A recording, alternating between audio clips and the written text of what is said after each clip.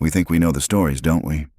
Moses parts the Red Sea, this massive corridor of dry land carved through a churning ocean. Elijah calls down fire from heaven on Mount Carmel in a spectacular contest of divine power. These are the blockbuster moments of the Old Testament. They get the big screen adaptations and the Sunday school feltboard displays. They're epic, divine, and unforgettable. But what if I told you that these epic tales are just the highlight reel? What if the true depth of God's power and the real, gritty humanity of His prophets is found not in the blockbusters, but in the scenes left on the cutting room floor? We all know Moses parted the Red Sea, but did you know he performed another, equally astounding water miracle? Not out of triumphant faith, but out of pure, unfiltered frustration. Today, we're going off the beaten path. We're exploring the forgotten miracles, the strange and startling events that are rarely mentioned from the pulpit.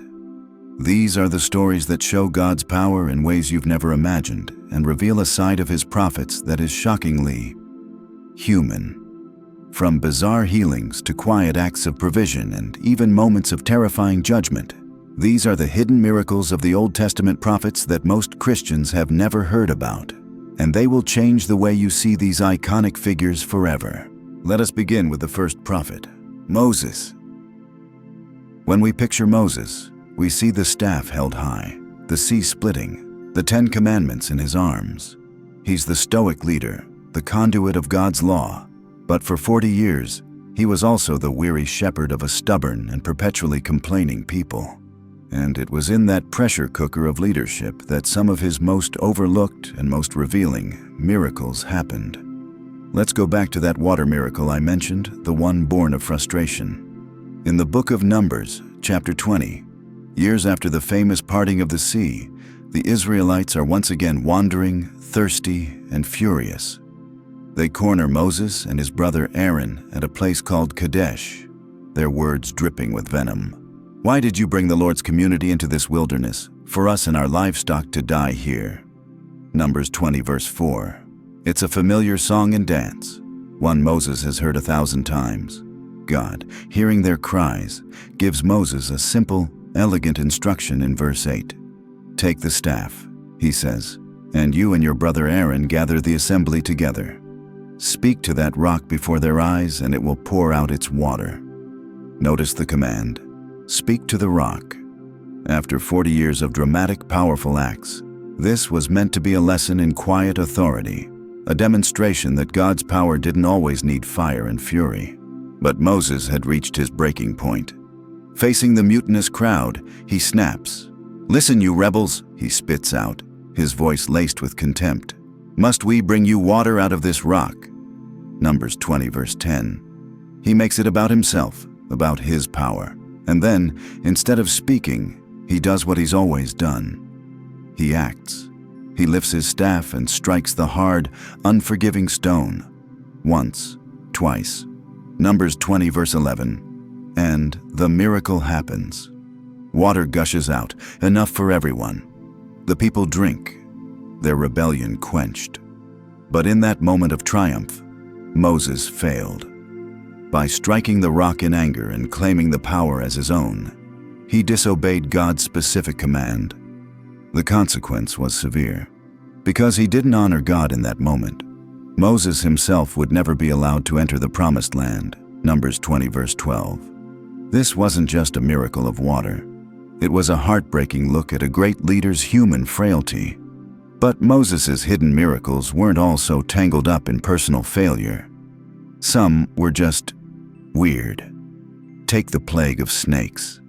As the Israelites continue their grumbling, the book of Numbers, chapter 21, tells us God sent fiery serpents among the people, and they bit the people, so that many people of Israel died. Numbers 21, verse 6. Panic rips through the camp. The people, realizing their sin, beg Moses to do something. God's solution, found in Numbers 21 verse 8, is one of the most bizarre in the entire Bible. He doesn't just snap his fingers and make the snakes disappear. Instead, he tells Moses, "Make a snake and put it up on a pole. Anyone who is bitten can look at it and live." So Moses fashions a serpent out of bronze, a symbol of the very thing that was killing them, and hoists it into the air. And it worked. Anyone bitten by a fiery serpent just had to look at this bronze image, this symbol of judgment, and they would be healed. It was a radical act of faith, asking people to look at the image of their curse to find their cure. It's a miracle so strange it's often glossed over, yet it's so profound that Jesus himself would later use it to explain his own crucifixion, saying in John 3 verse 14 that he, too, would be lifted up, so that all who look to him might be saved. Not all of Moses' lesser-known miracles were about saving his people. Some were about confirming his leadership through terrifying judgment. The rebellion of Korah, detailed in Numbers chapter 16, is a perfect example. Korah, another Levite, along with 250 community leaders, decided to challenge the authority of Moses and Aaron, accusing Moses of setting himself above everyone else. Moses, tired of the constant challenges, proposed a test. He told Korah and his followers to come before the Lord to see who God would choose, but he also called for a new, unheard-of judgment. He declared that if these men died a natural death, then he was not from God. But if the Lord did something entirely new, then everyone would know they had treated the Lord with contempt. As Moses finished speaking, a tremor ran through the ground. Then, with a horrific grinding sound, Numbers 16 verse 32 tells us the earth opened its mouth and swallowed them, along with their families and all their possessions. They went down into the grave, still alive, as the earth closed over them. While the rest of the Israelites fled in terror, a fire then erupted from the Lord, consuming the 250 men who had offered the incense, as recorded in verse 35. It's a raw, terrifying, and seldom discussed display of divine power, a miracle of destruction that cemented Moses' authority in the most final way imaginable. These events show a side of Moses and his God that is far more complex and intense than the simple stories often suggest. Let's move on to the next prophet, Elijah. Elijah is the prophet of fire and drama. His showdown on Mount Carmel is legendary. His exit from earth in a chariot of fire is the stuff of myth. But between these spectacular bookends, Elijah's ministry was filled with quieter, more personal miracles that are just as profound. These events reveal a different kind of divine power, not one of public spectacle, but of personal provision. After announcing a severe drought to the wicked king Ahab, Elijah was a wanted man. God told him to hide in the Kerith ravine, a desolate, lonely place. In a land gripped by famine, where even the king was struggling to find water for his horses, how would God's prophet survive? The answer is as simple as it is unbelievable. God sent birds. The book of 1 Kings tells us, "The ravens brought him bread and meat in the morning and bread and meat in the evening, and he drank from the brook." 1 Kings 17 verse 6. Think about how strange this is. Ravens, under Old Testament law, were unclean animals. For a devout prophet like Elijah, taking food from the beak of an unclean bird would have been a huge lesson in humility and trust. God was showing him that his provision doesn't always come in the ways we expect or from the sources we think are worthy. It was a daily, humbling miracle. Not a one-time spectacle, but a steady, quiet rhythm of care. A reminder that even in isolation, God's provision is meticulous. But the brook eventually dried up, so God sent Elijah to an even more unlikely place, a starving widow in the pagan city of Zarephath. When Elijah finds her, she's gathering sticks to make one last meal for herself and her son before they expect to die. 1 Kings 17 verse 12. Her jar has only a handful of flour and a little bit of oil left, and yet Elijah asks her to make him a small loaf of bread first. It's a bold request, but he follows it with a divine promise, recorded in 1 Kings 17 verse 14. "For this is what the Lord, the God of Israel, says, the jar of flour will not be used up, and the jug of oil will not run dry." The widow, in an incredible act of faith, obeys. And for the rest of the famine, the miracle continued. Every single day, As verse 16 promises, she would go to the jar and find enough flour. She'd go to the jug and find enough oil. It wasn't a warehouse full of food. It was a daily, inexhaustible supply, just enough for their needs. This miracle wasn't for a king or a nation, but for a poor widow, her son, and a prophet on the run. It shows a God who is deeply concerned with the survival of the forgotten and the faith of the hopeless. But don't think Elijah went soft. His miracles could also be just as fierce as they were gentle. After King Ahab died, his son Ahaziah sent soldiers to arrest the prophet, a story found in 2 Kings chapter 1. The first captain and his 50 men found Elijah on a hill and arrogantly commanded, "Man of God." The king says, "Come down." Elijah's response was swift and fiery. "If I am a man of God," he shot back, "may fire come down from heaven and consume you and your 50 men." And, as verse 10 records, fire fell, consuming them completely. Unbelievably, the king sent another captain with another 50 men. This captain, with the same foolish arrogance, delivered the same command. And again, as verse 12 states, Elijah called down fire from heaven, and again, they were destroyed. This miracle is jarring. It's not about provision. It's a brutal display of divine protection that makes us uncomfortable today. But it served as a terrifying confirmation of Elijah's authority and a warning to anyone who would dare to challenge God's chosen messenger. It shows that the same God who provides with ravens can also protect with fire. Elisha. When Elijah was taken up to heaven, his protege, Elisha, asked for a double portion of his spirit.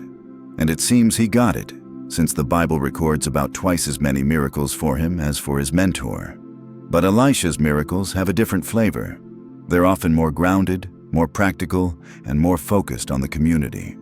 If Elijah was the prophet of fire and brimstone, Elisha was the prophet of everyday problems and divine solutions. Many of his most amazing acts are small, almost mundane, and that's what makes them so remarkable.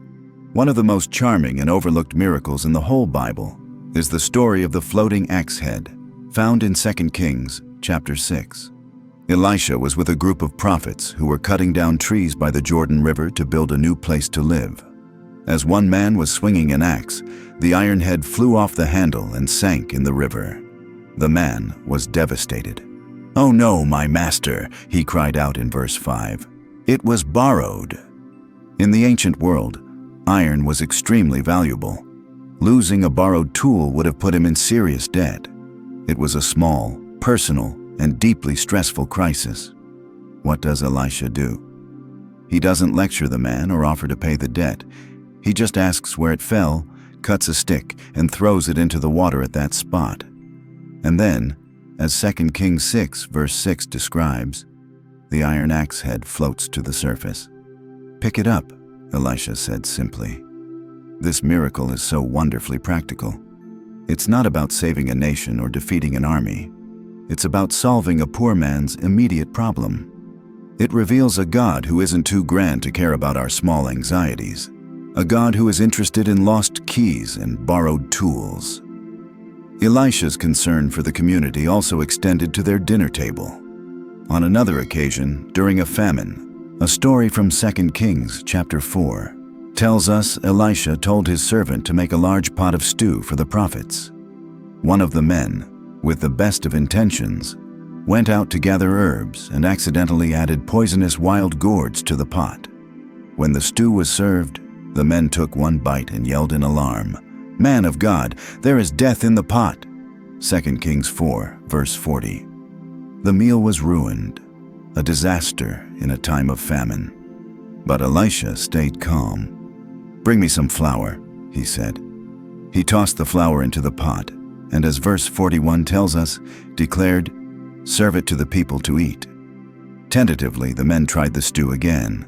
This time, it was perfectly fine. The poison was gone. With a simple handful of flour, Elisha had purified the entire pot, turning a deadly meal into life-sustaining food. It was a quiet, domestic miracle, done for a group of hungry students, showing God's power to redeem our mistakes and purify what's been corrupted. Just as he helped the community with their food, Elisha also performed a miracle of economic rescue, recorded in 2 Kings chapter 4. A widow of one of the prophets came to him in tears. Her husband had died, and a creditor was on his way to take her 2 sons as slaves to pay the debt. Elisha asked her a simple question: "What do you have in your house?" Her answer was heartbreaking. "Your servant has nothing there at all," she said, "except a small jar of olive oil." 2 Kings 4 verse 2. Elisha gave her some strange instructions. Go around and ask all your neighbors for empty jars. Don't just get a few. Then, he told her to go inside, shut the door, and start pouring her little bit of oil into all the jars she had gathered. She obeyed, and as verses 5 and 6 describe, she poured, and the oil just kept flowing. It filled one jar, then another, and another. The miraculous flow only stopped when there were no more empty jars to fill. Elisha then told her to sell the oil, pay her debts, and live on the rest. 2 Kings 4, verse 7. This wasn't just a magic trick. It was a divine bailout. It was a miracle that addressed poverty and injustice, showing a God whose power can intervene not just in the laws of nature, but in the crushing realities of debt. From a frustrated leader striking a rock to a strange bronze serpent offering healing. From ravens delivering meals to an iron axe head floating on water. These aren't the stories we usually remember.